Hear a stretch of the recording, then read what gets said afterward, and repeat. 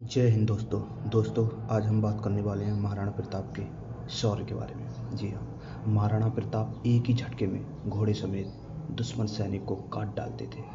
जी हाँ, जब इब्राहिम लिंकन भारत दौरे पर आ रहे थे तब उन्होंने अपनी माँ से पूछा कि हिंदुस्तान से आपके लिए क्या लेकर आए माँ।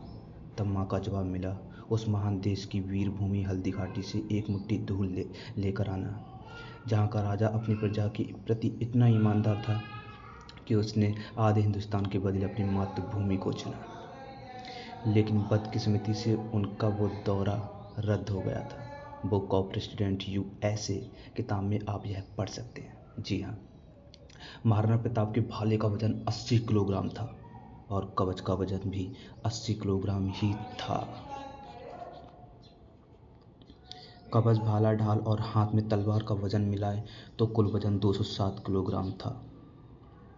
आज भी महाराणा प्रताप की तलवार, कवच आदि सामान उदयपुर राजघराने के संग्रहालय में सुरक्षित रखे हैं। अगर आप चाहें तो वहां घूमने जाएं और उसे देख सकते हैं। अकबर ने कहा था कि अगर महाराणा प्रताप मेरे सामने झुकते हैं तो आधा हिंदुस्तान के वारिस वो होंगे, पर बात शायद अकबर की ही रहेगी। लेकिन ये बात महाराणा प्रताप को तनक भी रास नहीं आई और उन्होंने इस बात को इनकार कर दिया। लेकिन महाराणा प्रताप ने किसी की भी अधीनता स्वीकार करने से मना ही कर दिया। जब हल्दी घाटी की लड़ाई में मेवाड़ से 20,000 सैनिक थे और अकबर की ओर से 85,000 सैनिक युद्ध में सम्मिलित हुए, तब महाराणा प्रताप के घोड़े चेतक का मंदिर भी बना हुआ है, जो आज भी हल्दी घाटी में सुरक्षित है। महाराणा प्रताप ने जब महलों का त्याग किया तब उनके साथ लोहार जाति के 1000 लोगों ने भी घर छोड़ा और दिन रात राणा की फौज के लिए तलवारें बनाई। इसी समाज को आज गुजरात, मध्य प्रदेश और राजस्थान में गाड़िया लोहार कहा जाता है। मैं नमन करता हूँ ऐसे लोगों को जिन्होंने महाराणा प्रताप के इस शौर्य में अपना योगदान दिया। जी हाँ दोस्तों, हल्दी घाटी के युद्ध के 300 साल बाद भी वहाँ ज़मीन में तलवारें पाई गईं। जब लोगों ने इसे खोद के देखा तो वहाँ पर तलवारें और काफ़ी औजार पाए गए। आखिरी बार तलवारों का जखीरा 1985 में हल्दी घाटी में मिला था।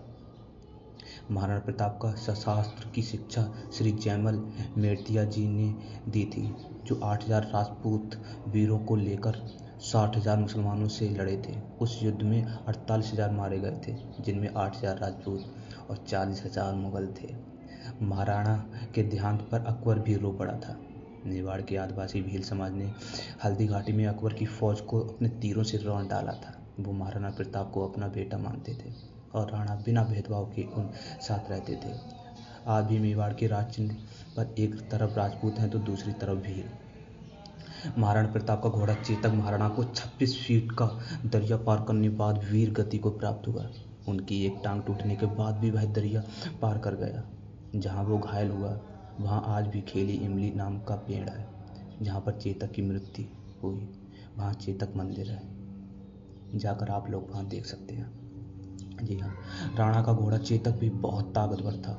उसके मुंह के आगे दुश्मन के हाथियों को भ्रमित करने के लिए हाथी की सूंड लगाई जाती थी। यह हेतक और चेतक नाम के 2 घोड़े थे। मरने से पहले महाराणा प्रताप ने अपना खोया हुआ 85% मेवाड़ फिर से जीत लिया था। सोने, चांदी और महलों को छोड़कर वो 20 साल मेवाड़ के जंगलों में घूमे। महाराणा प्रताप का वजन 110 किलोग्राम और लंबाई 7 इंच थी। 2 म्यान वाली तलवारें और 80 किलोग्राम का भाला रखते थे हाथ में। महाराणा प्रताप के हाथी की कहानी मित्रों, आप सबने महाराणा प्रताप के घोड़े चेतक के बारे में तो सुना ही होगा, लेकिन उनका एक हाथी भी था जिसका नाम था राम प्रसाद। उसके बारे में आपको शायद कुछ बताता हूँ। राम प्रसाद हाथी का उल्लेख अल बदायूनी, जो मुगलों की ओर से हल्दी घाटी के युद्ध में लड़ा था, अपने एक ग्रंथ में किया। वो लिखता है कि जब महाराणा प्रताप पर अकबर ने चढ़ाई की थी तब उसने 2 चीज़ों को ही बंदी बनाने की मांग की थी। एक तो खुद महाराणा प्रताप और दूसरा उनका हाथी राम प्रसाद।